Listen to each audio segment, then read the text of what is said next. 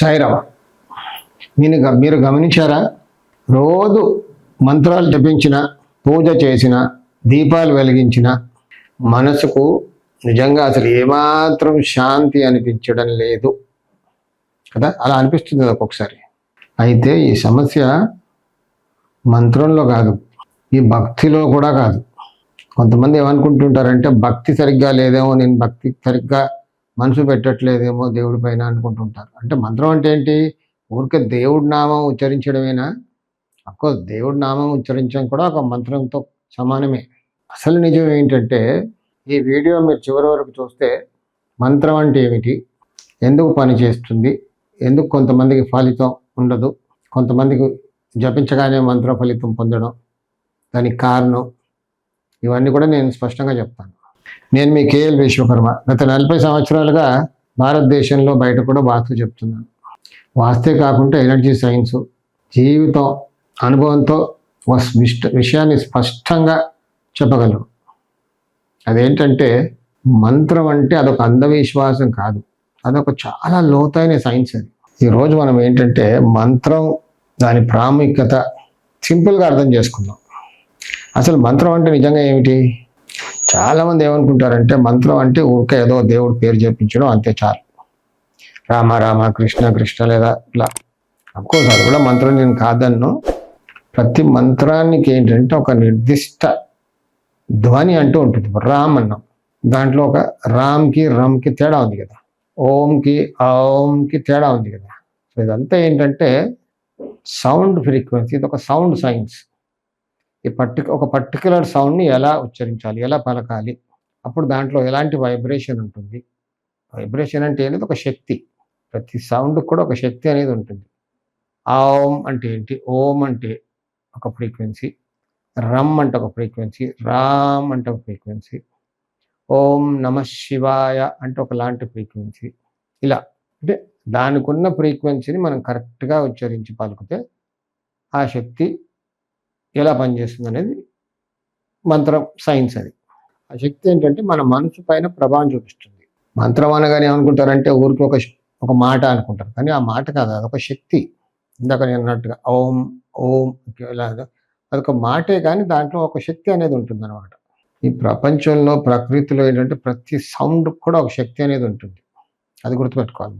ఎరా అంటే ఎలా ఉంది, ఎరా అంటే ఎలా ఉంది అంటే కోపడ్డట్టుగా ఉంటుంది. అంటే సౌండ్ సేమ్, అవే పదాలు, మనం ఉచ్చరించే విధానం మారింది. అక్కడ భయానికి, కోపానికి, దుఃఖానికి, సంతోషానికి ఒక ఫ్రీక్వెన్సీ అంటూ ఉంటుంది. మంత్రం అంటే మనం మనసు అస్తవ్యస్తంగా ఉన్న దాన్ని ఒక క్రమంలోకి తీసుకెళ్లడమే మంత్రం ఒక ఉద్దేశం. మనసు అస్తవ్యస్తంగా ఉందనుకోండి, అందుకే ఏమవుతుందంటే ఒకసారి మనం చక్కటి మ్యూజిక్ విన్నప్పుడు చాలా ఆహ్లాదకరంగా అనిపిస్తుంది, సంతోషంగా అనిపిస్తుంది. అదే అనమాట ఆ సౌండ్కున్న శక్తి. అది కొన్నిసార్లు సౌండ్ వింటే మనకు చాలా చిరాకు, కోపం కూడా వస్తుంది. అది దాని శక్తి, దాని వైబ్రేషన్ ఎలా ఉంటుంది. యాక్చువల్లీ మంత్రం మనసు పైన ఎలా పనిచేస్తుంది? మనసు స్వభావం ఏంటంటే పలు విధాలుగా ఎక్కడికో పరిగెత్తూ ఉంటుంది. సో మంత్రం ఏంటంటే దాన్ని ఒక చోటుకు తీసుకొచ్చి ఒక బిందుగా నిలబెడుతుంది. అక్కడ మనుషుని అటు ఇటు పరిగెత్తనివ్వదు. రామ్ రామ్ అని జపిస్తున్నాం అనుకోండి, మనసు ఇంకెక్కడ పరిగెత్తదు. ఆ రామ్ అనే శబ్దం పైనే మనసు కేంద్రీకృతం అయిపోతుంది. అది మంత్రానికి ఉన్న శక్తి. అలా జపించాలి మనం. సో మంత్రం జపించడం వల్ల ఏంటంటే ఆలోచనలు కూడా నెమ్మదిస్తాయి. దాంతో శ్వాస కరెక్ట్గా రెగ్యులేట్ అవుతుంది, ఒత్తిడి తగ్గుతుంది. శ్వాస అంటేనే ఎనర్జీ. సో శ్వాస ఒక సిస్టమేటిక్గా అయిపోతుంది. మంత్రం ఏంటంటే ఎప్పుడు కూడా శ్వాసతో కూడా పనిచేస్తుంది, బ్రీత్ పైనే ఉంటుంది. మన బ్రీత్ కూడా కంట్రోల్ అయిపోతుంది, ఇర్రెగ్యులర్గా ఉండదు. అప్పుడు శ్వాస కరెక్ట్గా ఉంటే నరాల వ్యవస్థ కూడా ప్రశాంతంగా ఉంటుంది. ఇది మన పెద్దలు, మన ఋషులు చాలా అనుభవంతో తెలుసుకున్నారు వాళ్ళు పాపం. అందుకే వాళ్ళు మనకేం చెప్పారు? మంత్రాన్ని నెమ్మదిగా ఒకే రీతిలో జపించమన్నారు. కానీ మంత్రం కొందరికి ఎందుకు పనిచేయదు మరి? నేను రోజు మంత్రం జపిస్తున్నానండి, అసలు నాకేం ఫలితాలు లేవని కొందరు అలా బాపోతూ ఉంటారు. దానికి కారణం ఏంటంటే ఊరికి యాంత్రికంగా జపించడం, మనసుకి ఇంకెక్కడో ఉండడం, మనం ఊరికే రామ్ రామ్ అనడం, దానివల్ల ఫలితాలు ఉండవు. అంటే మీరు అడగచ్చు, మంత్రాన్ని జపిస్తే మరి మనసు ఒక దగ్గరికి వస్తుంది అన్నారు కదా. అంటే ఆ అవేర్నెస్తో అలా జపిస్తే, సంకల్పంతో జపిస్తే మనసు అక్కడికి వస్తుంది. కానీ మనసులో ఎన్నో ఆలోచనలు ఉన్నాయి, ఊరికేదో రామ్ రామ్ అంటున్నాం అంటే ఎక్కడో ఉంటే అది ఫలితాలు ఉండవు. అప్పుడు ఏమవుతుందంటే మనం చుట్టూ ఉన్న ఎనర్జీ కూడా డిశ్చార్జ్ అయిపోతుంది. సో మంత్రం ఇప్పుడు కూడా మన బాధ్యతకు ప్రత్యామ్నాయం కాదు, ఒక సపోర్ట్ సిస్టమ్ మాత్రమే, ఒక సపోర్ట్ పవర్ మాత్రమే. మన పరిసరాలు కూడా మన పైన ఆ మంత్రం ప్రభావం పైన పనిచేస్తాయి. మనం పనిచేసే చోట మన ఇంట్లో నెగిటివ్ ఎనర్జీ ఎక్కువగా ఉందనుకోండి, అప్పుడు కూర్చొని మంత్రం చేపిస్తే కూడా పెద్దగా ఫలితం ఉండదు, డిశ్చార్జ్ అయిపోతూ ఉంటుంది అది. అందుకే మన శాస్త్రాల్లో మన ఋషులు ఏం చెప్పారంటే శుభ్రమైన స్థలం, చాలా ప్రశాంతంగా ఉన్న స్థలం, సౌండ్ లేకుండా ఉన్న స్థలంలో కూర్చొని, మంచి వాతావరణం ఉన్న దగ్గర కూర్చొని, దిశ కూడా ఇంపార్టెంట్, కరెక్ట్ దిశకి, అంటే ఉత్తరానికో లేకుంటే తూర్పుకో ముఖం పెట్టి అక్కడ కూర్చొని ఆసనంలో కూర్చొని అక్కడ మనసు నిలకడగా పెట్టుకొని జపిస్తే మంత్రం తప్పకుండా ఫలిస్తుంది. సో ఎంతసేపు చేయాలి ఇది? గంటల తరబడి చేయాలా? రోజుకొక 5 minutes 10 minutes అలా అవేర్నెస్తో సంకల్పంతో కూర్చొని అలా మంత్రాన్ని జపిస్తే చాలు, మంచి ఫలితాలు ఉంటాయి. సాయి రక్ష. ఒక శుభవార్త త్వరలోనే ప్రారంభం. ఒక అరుదైన విలువైన అవకాశం.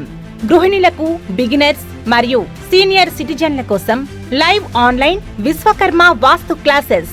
పుస్తకాల వాస్తు కాదు, నిజ జీవితంలో పనిచేసే సాధారణ ఆచరణాత్మక నివారణలు. గత 40 సంవత్సరాలుగా ఫుల్ టైం కన్సల్టెంట్ గా లైవ్ టీవీ ప్రోగ్రామ్స్ ద్వారా వేలాది కుటుంబాల జీవితాల్లో మంచి ఆరోగ్యపరమైన మార్పు తీసుకొచ్చిన వాస్తు యోగి శ్రీ కెఎల్ విశ్వకర్మ గారి చేత 21 రోజులు లేదా 4 వారాల లైవ్ ఆన్లైన్ క్లాసెస్. గృహిణులకు సులభంగా అర్థమయ్యే విధానం, బిగినర్స్ కి స్పష్టమైన వివరణ, సీనియర్ సిటిజన్లకు అనువైన క్లాసులు, ప్రశ్నలు సమాధానాలు లైవ్ లోనే. సర్టిఫికేట్ కూడా ఇవ్వబడును.